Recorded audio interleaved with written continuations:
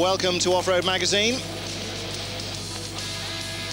We've got action aplenty for you in the next hour, so if you're a bike, and particularly a dirt bike fan, stay tuned.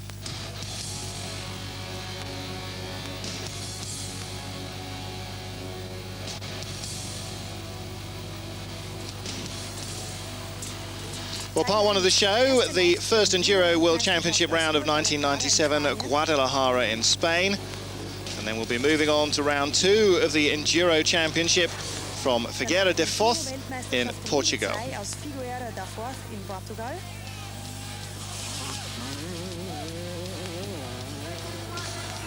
And in addition, a few pictures from the 12-hour beach event in Lignano in Italy.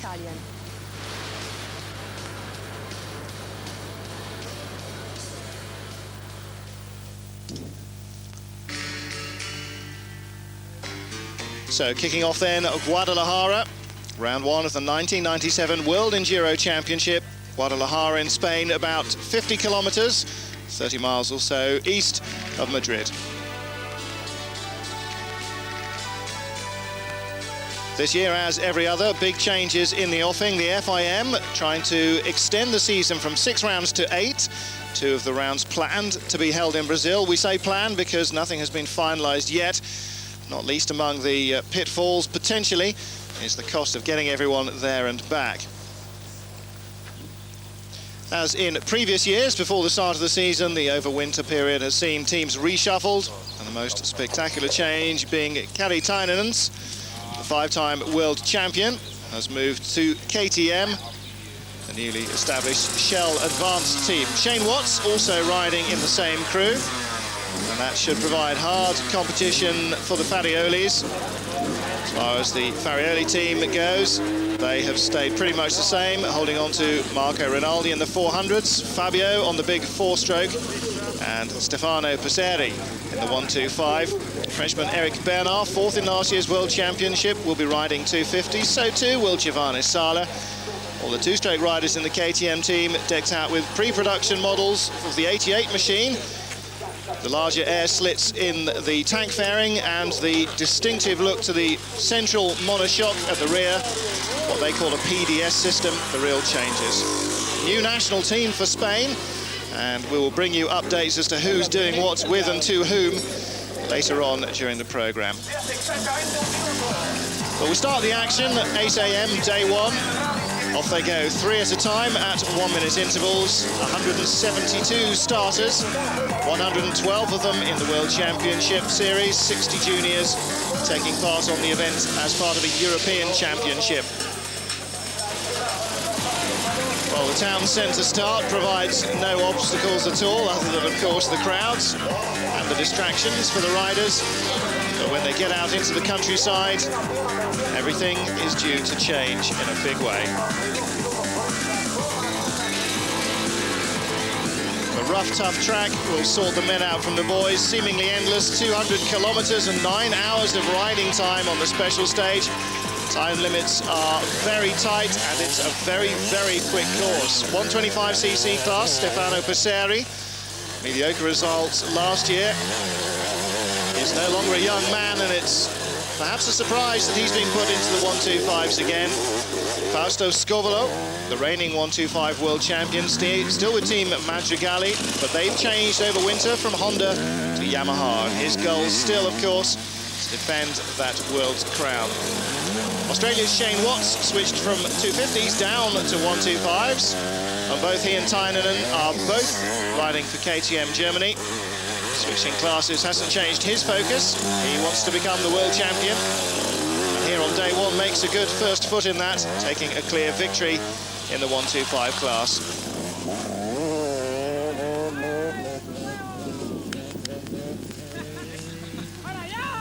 No crowd, so he might as well play to the cameras. Rickard Larsen is the newcomer. World champion Jeff Nielsen is showing him the ropes. Larsen taking second on the day. 3-time world champion Giovanni Sala had to move over for Paul Edmondson last year. The 34-year-old has come to reclaim his 250 title. Not an easy fact, despite the fact that Edmondson's now on the scene. The rest of the competition is much younger than Sala. But on his first day, he takes his first victory of the season in the class. Eric Bernard, they used to call the Enfant Terrible. Now they just call him Tintin. Last year he won the last round. This year he's riding for Farioli and intent on making life tough for Sala. So too, of course, is multiple winner of everything, superstar Stefan Peter Hansel. About the only thing he's not won in off-road racing is the World Enduro title. After injuries at the end of last year, he was forced to retire, and this time he wants to take the first couple of rounds to see if he'll complete the course. Sylvain Pateri has moved on to the gas and riding in the 250 class. Fourth on day one. He too has a decent shot at the title. And on the 404, Mario Rinaldi has had a run of very bad luck, just 1 point short of the title 2 years in a row. He'd like to have got back at his main rival Ericsson, but he's switched to the big four-stroke class. Still, he takes a comfortable victory on day one in that class. And Laurent Pidou is back, the flamboyant Frenchman who won the hearts of the crowd 2 years ago, slipped off to the tiny Pacific island of Réunion with his girlfriend, but apparently he's back. And it looks like racing, the call of the racing has survived the miles over the ocean. He takes second in the 400 class on the first day. Laurent Bouffieux could become Rinaldi's most serious challenger. Last year finished the series in third, but on day one had such a bad shunt that he destroyed his helmet, retired on day one to spend the night in hospital. Maurizio Cominati had to leave KTM, so Husqvarna snapped him up, and he's ridden to fourth in the class on day one. Dirkon Sitzewitz also switched to the small four-stroke class, and he's the third man in the German Shell Advance team with Tynan and Watts. Sixth on the day. Alphonse Havers stays in the 404s, but switches machines to KTM, eighth on day one. And another KTM rider, Nico Klaus. Circulatory system problems, throwing up frequently, and finally gives it up, retires. Not a good day for him. On the 500 four-stroke, Kiri Tainen. And word has it that all is not well between Tainen and his former team. But today the most successful World Championship rider takes a comfortable victory in the big capacity four-strokers. Peter Janssen riding 500, ninth on the day. Farioli had a serious shoulder operation just a week before this opening round, and his goal to place as well as possible. Seventh on the day. So a couple of places ahead of the reigning 500 class world champion. Not bad for a man who's still in considerable pain. Swede Ericsson has taken 2 World Championship titles in the past years and has now switched from small to big four-strokes. Everything he's touched in the past has turned to gold, and he's out to capture the 500 class crown. The only man he considers worthy competition is Tynan. And on the day, Ericsson takes second in the big fours. And here's the way they shaped up at the end of day one of the first round of the World Enduro in Spain.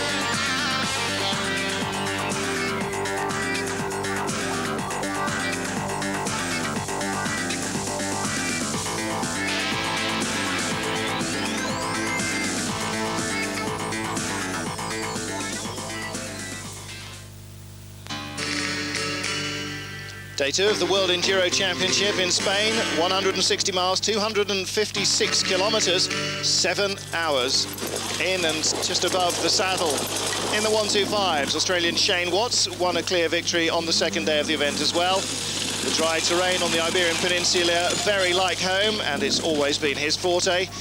But when it gets wet and muddy, maybe things will be different. He says, no worries, mate. Ricard Larsen, Jeff Nilsson's newcomer, also demonstrating consistency. He was second again on day 2, and Fausto Scovolo, reigning world champion, again taking third on the second day. Germany's Hans Bernhard struck problems though. Nothing terminal, just uncomfortable. Eric Bernhard crashed out twice on the special stages, but still ended coming up in 4th position. Stefan Peter Hansel taking third in the 250s.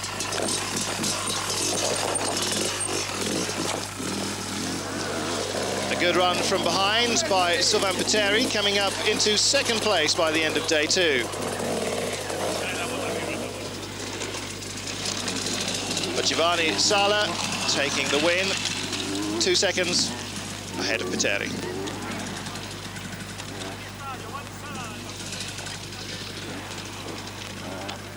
So on to the strokers then, and in the 400s, Dirk von Seitzewitz fell back a notch compared to the previous day. Chasing him here, Nico Klaus, managing to finish, coming in 8th. Laurent Pidou, he has no ambitions other than to enjoy himself, he claims. Doesn't really bother him when he drops down to 4th place on the day. Mario Rinaldi taking it again comfortably into 1st place. As last year in Spain, he damaged his foot quite heavily on a boulder, bruising his toes. But he knows that he's got a good chance of the championship, and I'm sure that will have been enough to keep him going. Not much clearance in there, is there? Ex-world champion Katrinak had to sit out last year's series for lack of sponsorship. He's back this year. What he really needs, though, is a good team to back him up. Still, not bad, 7th on the day. Anders Eriksson has brought life back into the 4-stroke competition by going up to the big 4-stroke class. Nicoli switched 2. And this year, the big 4-strokers are going to see some really heavy competition. Eriksson taking 3rd on day 2 of the Spanish event. Peter Janssen living up to his inconsistent reputation. Yesterday 9th, today 2nd. Kari Tiernan having an easy time, taking his 2nd victory in the class of the season. So let's find out from him the true dirt on the story between him and former colleagues Husqvarna.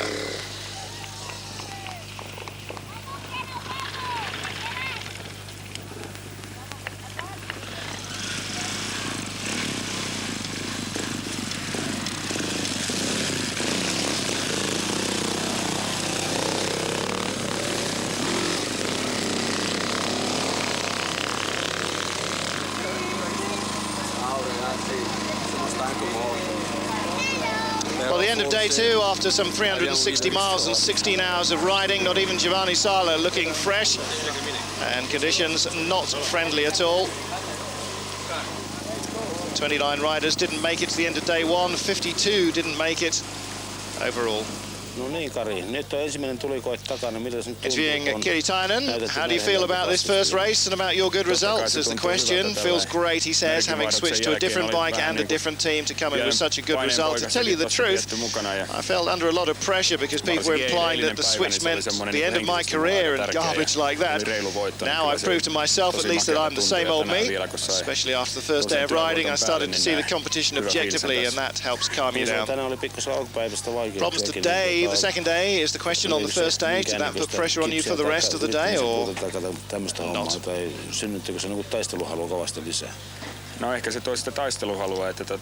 I killed the engine on the first stage, on the first test, and lost some time there, but since I was familiar with the next one, I knew that I'd be able to come out of it with a nice lead if I didn't make any mistakes.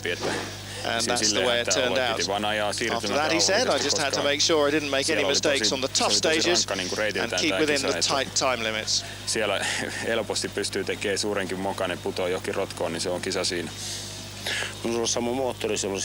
Any problems other than that one mistake on the first stage? Oliko siinä minkäännäköisiä ongelmia sitten muilla pätkillä tai menikö kaikki niinku putkeen sitten? No kyllä muut pätkät meni ihan putkeen. No, the rest of the stages were fine. Everything else went smoothly, and I'm quite satisfied with my results. And so he should be. This is the way they finished. Shane Watts heading the 125s for KTM. Giovanni Sala heading the 250s for KTM. No surprise for the German manufacturer. Mario Rinaldi heading the small 4-strokes. And Kari Jäinen, the big strokers. Back in a moment.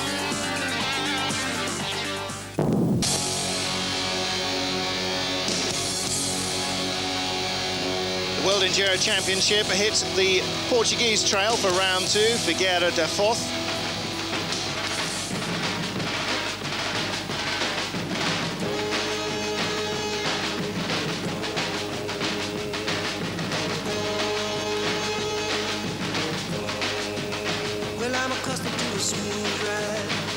Or maybe I'm a dog who's lost but it's bad. I don't expect to be treated like a fool no more.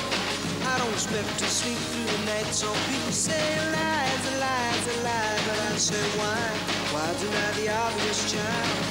Why deny the obvious child? So the Portuguese round, always a special environment. Plenty of riders from Central Europe and some 3,000 kilometers to travel across to the farthest flung rounds of the championship. Ormai sono 4 anni che il mio campionato del mondo comincia sempre in Fabio salita. Farioli explaining that during the last 4 years that he's ridden in the World Championship, things have been up and down. 1994, a knee operation, 95 broke his shoulder and a vertebra, couldn't move his legs for weeks. Therapy lasted through until the middle of 1996, came back to the World Championship at the Italian round, and then in February of this year he was riding his Duke and crashed it on the street, broke his shoulder again, and 2 weeks ago had that operated on, 2 weeks before this event. He said, I know that my results aren't very impressive for somebody who's got his sights on the World Championship title, but I do want to give it a try. My main goal here in Portugal is to cross the finish line, and if I end up with good results, well, that's a bonus. Farioli was world champion in the 500 class in 1993. Word two with Kari Tainen to find out more about his switch to KTM. Lots of people wonder why the Husqvarna man Tainen has left his old company after 6 successful years. He says, well, towards the end of last season, I ran out of motivation. Pointing events around the same time Husqvarna started having economic problems. To make a long story short, he says nothing seemed to be working anymore and I just put myself on the open market. With KTM now I have a first-class arrangement. I feel good about it and it's a pleasure riding the bike. Now he says everything seems to be on the up and it's a pleasure to go riding again. So to the action then. Day one starts at 9 AM. 102 World Championship riders in this race. On day one, 170 miles, 273 kilometers on the agenda. 120 miles, 192 Ks for day two. And for the most part, the course consists of dusty donkey tracks over a wide variety of terrain. The 250 class, Eric Bernard busts a seam in his swing arm. Those are the brakes when you're riding a prototype machine. By the time the production line models come out, they ought to have these things ironed out, but that's no consolation for Bernard. He retires on day one. Stefan Peter Hansel is using these opening 2 rounds to judge what he's going to do for the rest of the series, and indeed whether he's going to do the rest of the series. But he still wants that World Championship title. The biggest obstacle, of course, 3 times World Champion Giovanni Sala. In the 400s, Laurent Pidou running third in the table after round 1 in Spain, and his goal to finish the season at least as runner-up in the championship, and that means he doesn't want to forget to have fun, but he says we're not going to let ourselves get all stressed out if it goes wrong.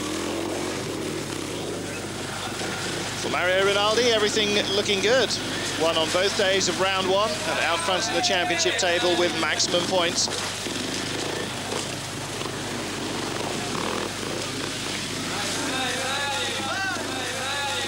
Laurent Bouffieux crashed out in Spain and 0 points is his total so far. He was the one everybody was saying was supposed to make life tough for Rinaldi.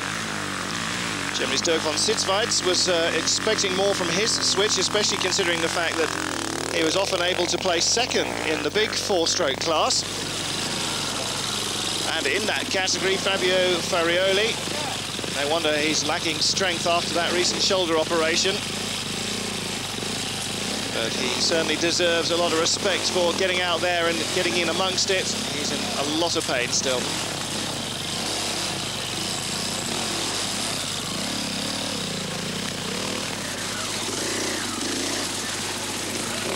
Peter Janssen falling into exactly the same hole that Farioli fell into. And they're queuing up. Kari Tainen watching it happen. Has time to think about it. Not that it makes much difference. And it's this kind of tricky terrain that makes even a world champion look like a bit of a klutz sometimes. Speaking of which, here comes Anders Eriksson, himself a 2 times world champion. That's the way to go, and that's where the big holes are. And that's the way to get round them. Stefano Passeri having an easier time on the lighter machine. His main worries focus on catching Shane Watts. In the 2 years the Aussie has been around, Portugal is where he likes it best, even more than Spain. That's because with all the eucalyptus trees, he really does think he's at home.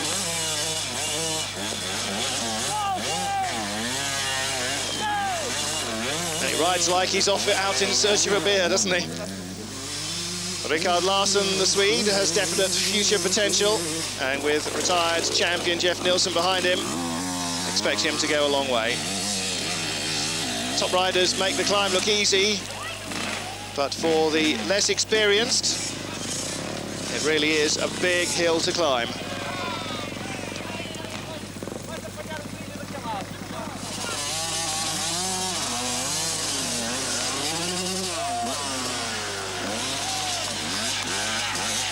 As ever, the camera really just doesn't give you the severity of the slope. That's more like it. Now you know the kind of approach that they're on.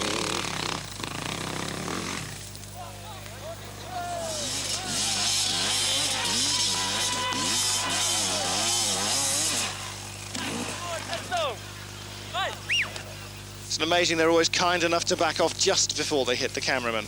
So towards the end of the day, a fast-paced cross-country test through a dusty eucalypt forest, and in the 250s, Giovanni Sala taking no chances, leaving nothing to risk, flat out through the trees, but today not to be his day. On a different stage, he had a heavy crash, losing 25 seconds and ending up second overall. Stefan Peterhansel, used to this pace in training back home, unable to take victory on the day in the 250s.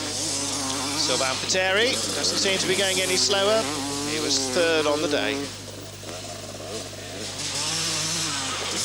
Swiss Marcus Heidegger in pain due to a broken toe from the round in Spain, managing only 16th. The big bikes, the 400 strokers, Dirk von Sitzewitz, fourth overall, Laurent Pidou in third.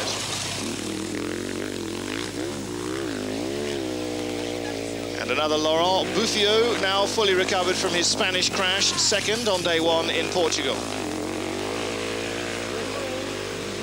But the World Championship points leader, Mario Rinaldi, steals the show, taking his third victory in 3 days of racing, building his lead to 15 points.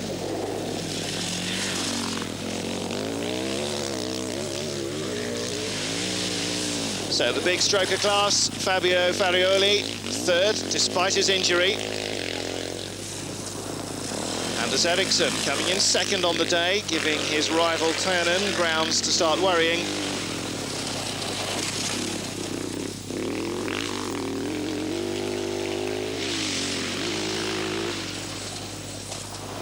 The Swede looking mighty impressive in this Nordic battle at the top of the table. But Finn Tyanen, as ever, has the answer. Not impressed, he takes victory on the day with a 20-second advantage over his Scandinavian rival. So to the 125s, and another Finn, Mikuala, takes third overall. Second, the Italian, Stefano Passeri.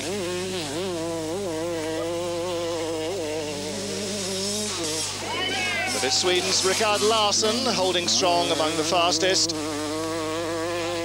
2 bars from the finish, his Suzuki gives up though, and he has to retire, leaving Shane Watts in charge. The Australian style just can't be beaten, taking his third consecutive win in the class, and with a humbling margin of more than 30 seconds. Day one of the Portuguese Enduro looks like this. Watts leads it for KTM in the 125s. Peterhansel leads it for KTM in the 250s.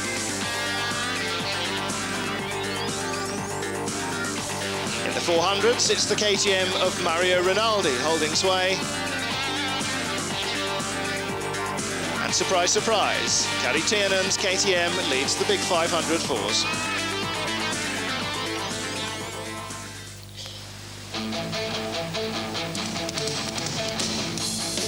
On to day 2, and for the most part the course has been set up on very similar terrain to that of 3 years ago. essentially going down the cliffs until you get to the wet bit. Giovanni Sala was beaten by Peter Hansel, but his prediction for day 2 is that he will turn that around. Eric Bernard waving his arm and enjoying the use of a new swing arm, coming in 3rd. But the points he didn't earn yesterday have dropped him right back in the standings.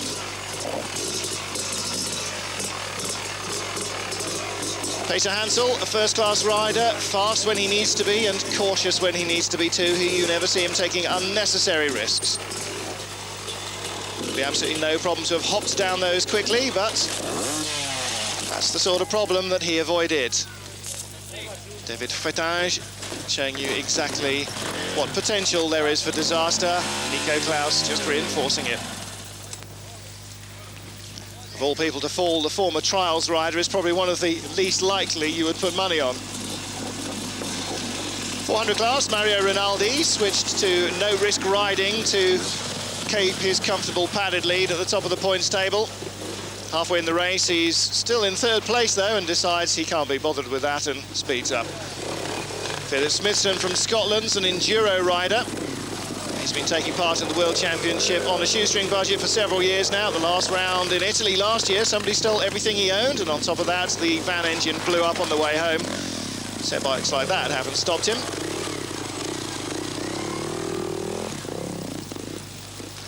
Laurent Pidoux, besides riding himself, is also a promoter of the French juniors in the European Championship. Some say he's just using the boy as a chauffeur to drive him home after wild victory celebrations, but we wouldn't like to repeat rumours like that. Pidoux on the day comes 4th in the 400s.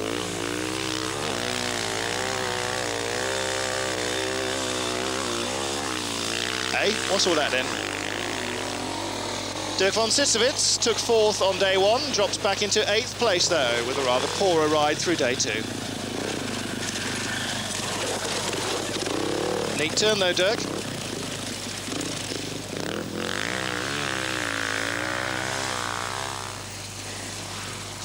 In the 500s, Swede Peter Jansson improved over the first day's performance, 3rd on day 2. Unlike last year, his chances of catching up are slim. The competition is just too fierce. Anders Eriksson holding steady with most second place finishes after 4 days of competition, 2nd again on this 4th day. Mario Braz, Portuguese national hero. He found himself in court for grievous bodily harm to a cameraman there. A misdemeanor rather than a heinous crime, obviously. In the 125s, Stefano Passeri said yesterday that nothing he does seems to help. Shane Watts just can't be beaten. And probably the only man who can beat Watts is Watts himself. Mikko Ahola took 3rd on day 1, moving up on day 2 to 2nd place. A couple of years back, everybody was touting the Finn as the big talent of the future, and they still are. Shane Watts riding to yet another victory in the 125s. The man isn't a big talent of the future, he's a big talent of now and the future. Simply unstoppable.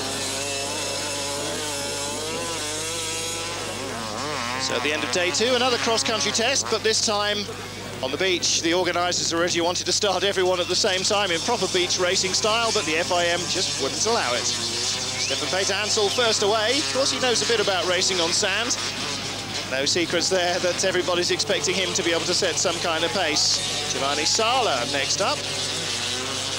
And although he's sitting on the back wheel in approved Peter Hansel style, he doesn't seem to be quite as smooth. As expected, the Frenchman sets the absolute fastest time on the section, but it's not enough to win, only to take him to 2nd in the 250 class.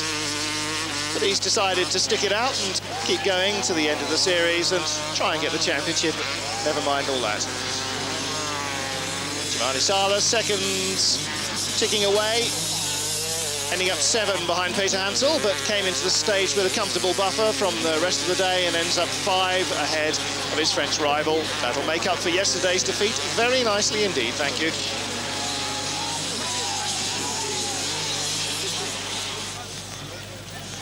In the 400s, Mario Rinaldi heads them away for Italy. And boy, is he hanging it all out the back.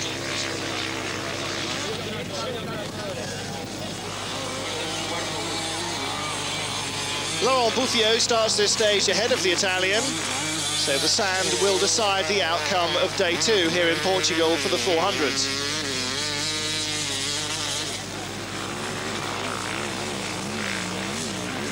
Mario Rinaldi showing no mercy, setting the best time for the class on the sand. His 4th victory in a row. That's why they call him Super Mario. And he has a maximum score of 80 points, leading the championship table. Laurent Bouffio loses 13 seconds to Rinaldi on this stage alone. That set him back into a firm 2nd. This is Richard Hay from Great Britain, finding the sand soft and inviting, but not necessarily comfortable at that speed. Away in the 500s first, Kari Tainen. He's running 2nd as well on the day on this point, but sand is his forte, and he puts 10 seconds between himself and his opponent Eriksson. For him too, the 4th victory in a row, and like Rinaldi, he leads the points table with a maximum score.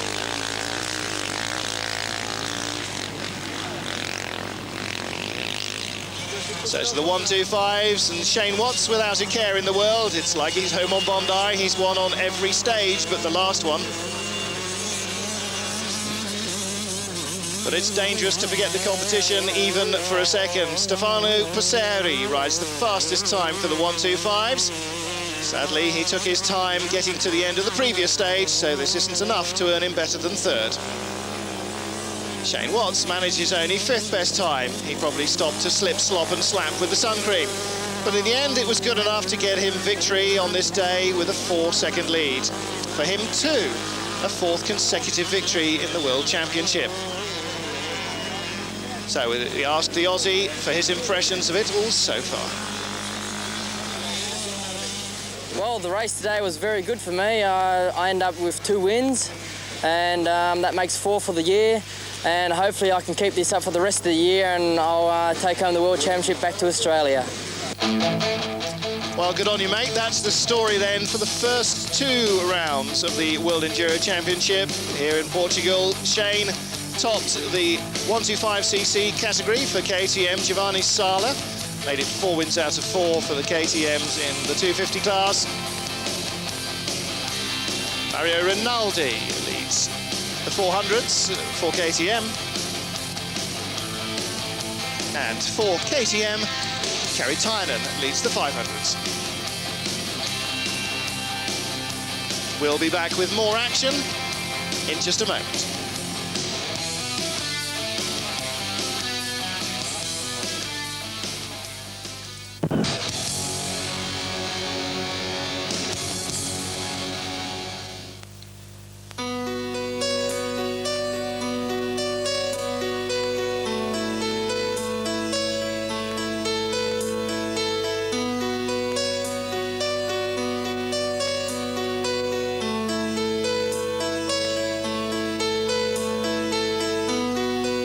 Breathless drive on a downtown street.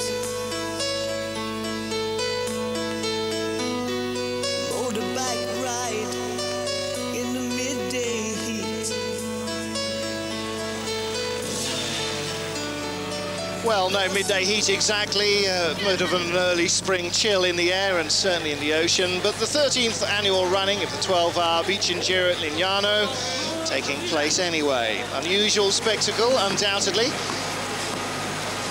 but a certain kind of fan and sand racer always will find their way to Lignano.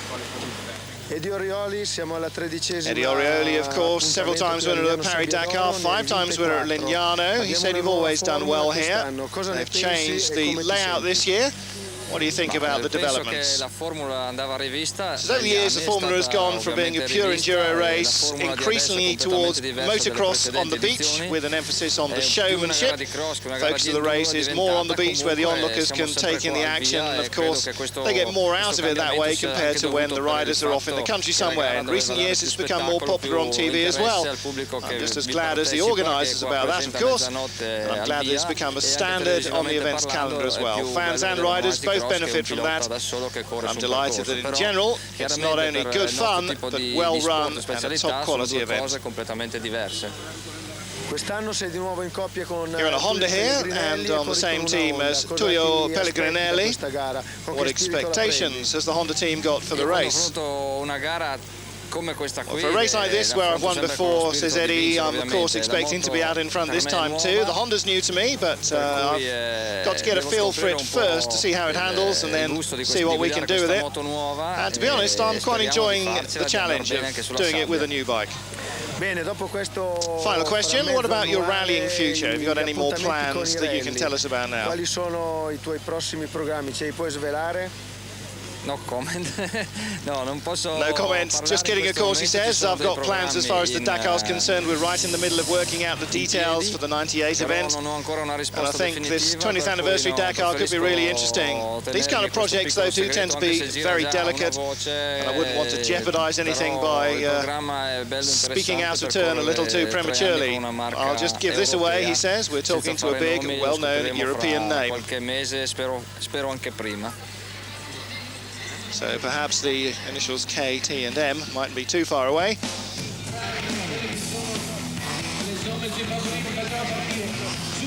A few minutes before the midnight start, and like every year, the pack will be let loose as the clock strikes 12. The riders' machines are in their start positions. The camera are ready, the riders are ready. It's like it's a knockout. The first group is underway. Thousands of spectators staying up half the night to watch this. Some of the riders actually getting away first time as well. It's around 2 miles, this course, 3 kilometers in length, about 15 minutes of riding time for this first part of the competition. It's only open to 2-man teams, and the duo with the best aggregate time in 12 hours will be the winner. 236 riders signed up.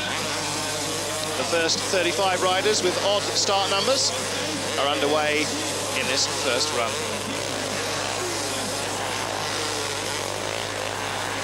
So complicated regulations, undoubtedly.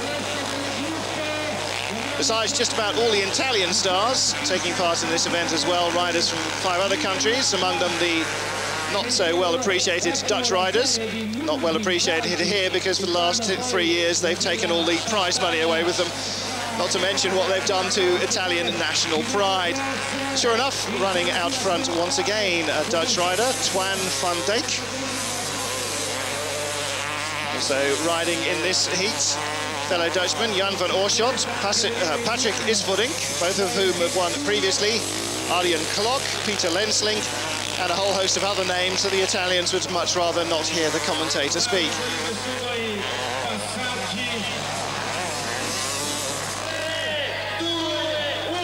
So, jumping the gun there, closest to the camera, away they go for the start of Group 2. Not the smoothest of starts for some of these riders. Their kick-start technique needs a bit of work. And unbelievably, for marshals, spectators and riders alike, this will continue until 4 in the morning, starting in groups of 35, and that seems to be more than enough, thank you very much, for the width of the course. For those who have finished their requisite laps, it's on to a special test a short way down the beach, also on sand and not dissimilar to this section. And then later, yes, there is a later, at 6 in the morning, there's an Enduro round that takes the riders out and finishes back up with the special stage reminiscent of a grassy slalom course. By then it'll be around 11 AM, and at noon is the big finale, in which the 35 best riders will race head-to-head against each other. After which they will all be absolutely ready for bed. So, from the Italian superstar world, the whole Farioli team with Sala, Rinaldi, Passeri and Farioli are here. Riding Husqvarnas are Anders Eriksson and Camignati, and men like World Cup skier Luf Alphon and Christian Gedina. And of course, there's Tullio Pellegrinelli and Eddie Orioli. But unfortunately for Pellegrinelli, he has a very heavy crash and injures himself. And that's even more unfortunate for Eddie Orioli because he didn't do anything and his team's still out of it. On this nighttime special stage, the two Dutch teams of Jan van Oorschot and Twan van Dijk and Patrick Osverdink and Arjen Klok move out into the lead. And the Italians are already thinking of waving goodbye to all those lire. Eccoli che arrivano, se ce la facciamo con un italiano al termine del primo giro al comando. Voglio sentire il pubblico che fa sentire il suo incitamento. Eccolo, forza lì,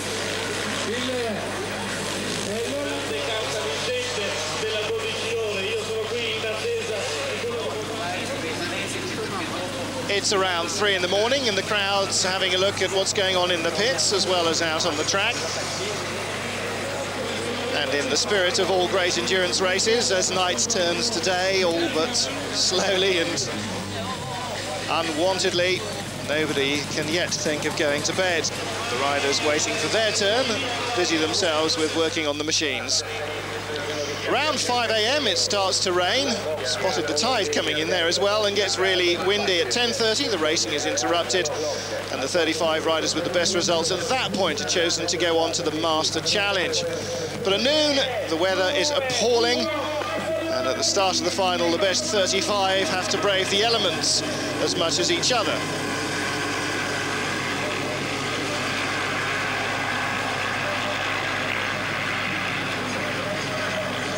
But for the winner, there is something approaching 5 million on offer. That's lira, not pounds or dollars. And for that, I'm sure they can afford to suffer a little rain. Into the first corner, the Dutchman Patrick Isvordink pulls out ahead. Second and third are two fellow Dutchmen, followed by Swede Anders Eriksson. Right away, though, Eriksson crashes and falls behind. Isvordink has Jan van Oorschot hot on his heels.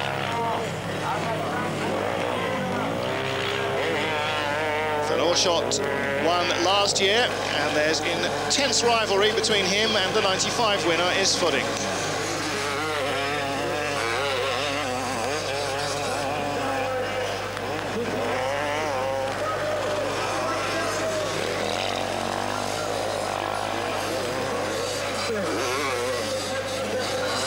The two men are intent on taking the money, and they're really making this race very much an all-Dutch affair.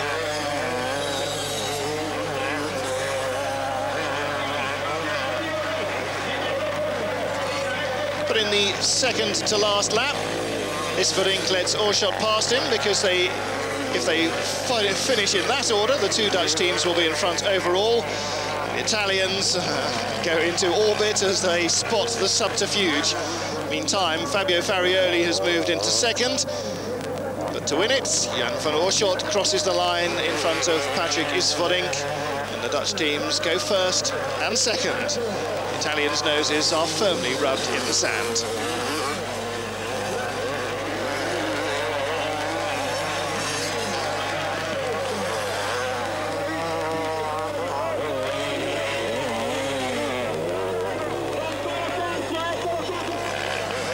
Third and fastest Italian is Fabio Farioli. Small recompense, one would think.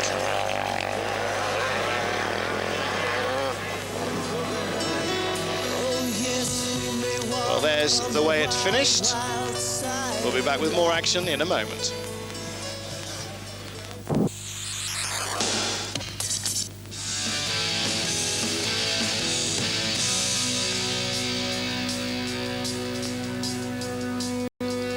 The king of snowmobile competition, the biggest, the best, the fastest, the ugliest, the most multifaceted ski-doo race in Europe.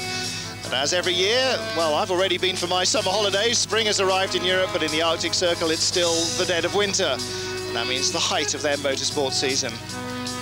But because the names of the winners and the competitors may not mean much south of Finland, we've put together a collage of pictures to give you an idea of the spirit of this fantastic event.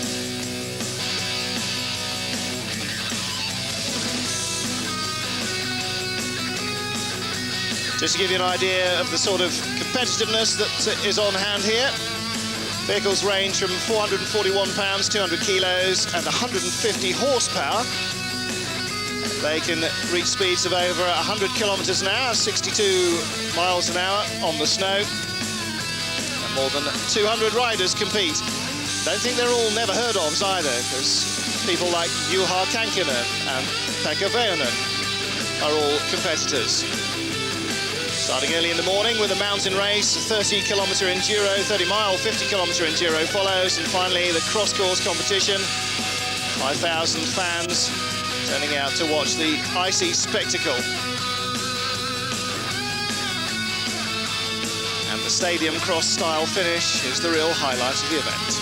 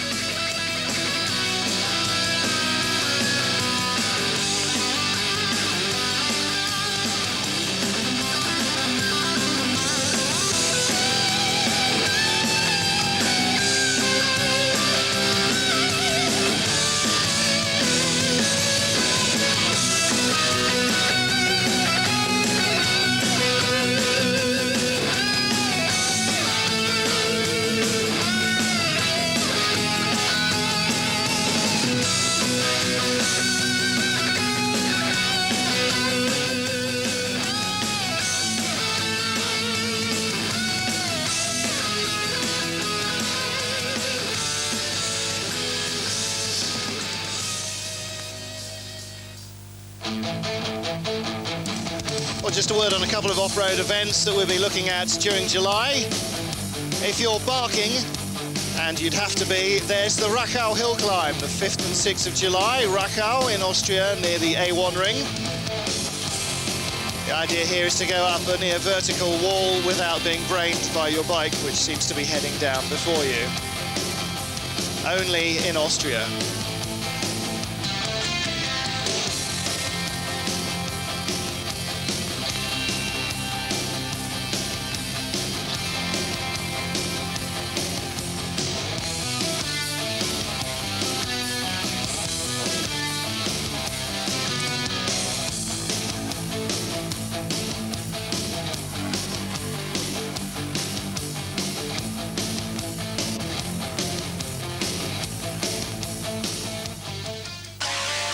Well, I said only in Austria, but Idiot Hill Climbs, I'm afraid, aren't exclusively Austrian, because a few weeks later, these prototype machines, yes, they were bolts in the tyres, will be tearing up, or trying to tear up, the Monte Impossible, the impossible mountain hill climb in France, Le Grand Bornard, half an hour's drive to the south of Geneva, towering mountainside. I wouldn't mind betting that this was invented by an Austrian on his holidays. Still, there you go. If you're of that mind, never know, we may get a chance to show it to you on Eurosport. Last year's Rachau Hill Climb was, in fact, our best watched programme of the year, almost bar none.